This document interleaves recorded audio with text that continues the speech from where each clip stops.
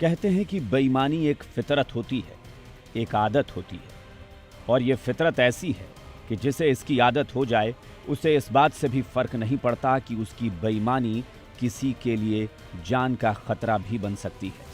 अब देखिए ना, बेईमानी तो कई तरह की होती है, लेकिन इन दिनों खाने के सामान में मिलावट का धंधा जोरों पर है। तमाम ऐसे मामले सामने आते हैं जहां मिठाइयों में या खाने के दूसरे पदार्थों में मिलावट की खबरें आती हैं। यहां तक कि ऐसी खबरें भी आती हैं कि बाजार में अब प्लास्टिक से बने चावल भी आ गए हैं। अब एक नई खबर सामने आई है बिहार के सहरसा से। ये खबर उन लोगों के लिए खास तौर पर बेहद महत्वपूर्ण है जो अंडा खाने के शौकीन हैं। अगर आप अंडा खाते हैं तो आपको सावधान रहने की जरूरत है।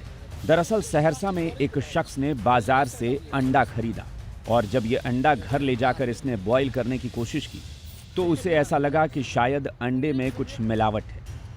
उसने बड़े गौर से देखा, उसे ऐसा लगा कि अंडे से प्लास्टिक जैसी कोई चीज निकल रही है।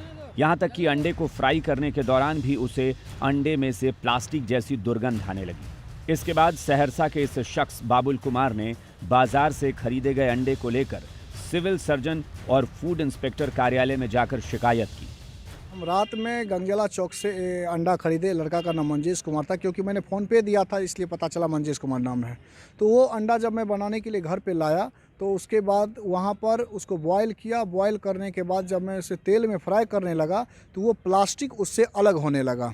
तो मेरा शक जो है, हमको लगा कि ये प्लास्टिक से बना हुआ है। फिर मैं उसे को लेकर के जो है फिर बाद में ट्राई किया कि ये जला उला के भी देखा और पूरी तरह आश्वस्त हो गया कि ये अंडा प्लास्टिक से बना हुआ है। इसको लेकर के मैं संबंधित विभाग भी गया और इस दौरान मैं food and supply office Saharsa आया और यहाँ पर जो है इन्होंने मामला को संज्ञान में लिया और इनके द्वारा वो अंडा को सील किया गया है और ये पटना जाँच के लिए भेजे जाने की बात कही गई है। मामले को संज्ञान में लेते हुए सिविल सर्जन ने फूड इंस्पेक्टर को अंडे की सैंपलिंग लेकर जांच करवाने के आदेश दिए हैं। पीड़ित द्वारा जो अंडा दिया गया था उसे सैंपल बनाकर लेबोरेटरी में भेजा गया है। बबलू कुमार का कहना है कि शहर के गंगजला चौक पर एक दुकान से उसने आधा दर्जन अंडा खरीदा था। आशंका होने पर युवक अंडा लेकर डॉक्टर अवधेश कुमार, जो कि सिविल सर्जन हैं, उनके पास पहुंचा।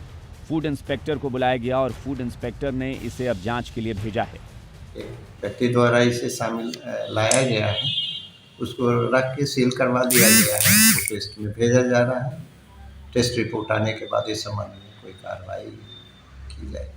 प्रथम दृष्टया सर क्या लग रहा है, प्लास्टिक का अंडा का दावा किया जा रहा है? ये ऊपर से कुछ नहीं बता सकता, जब तक टेस्ट नहीं हो जाता है तब तक नहीं उस पर किसी तरह का।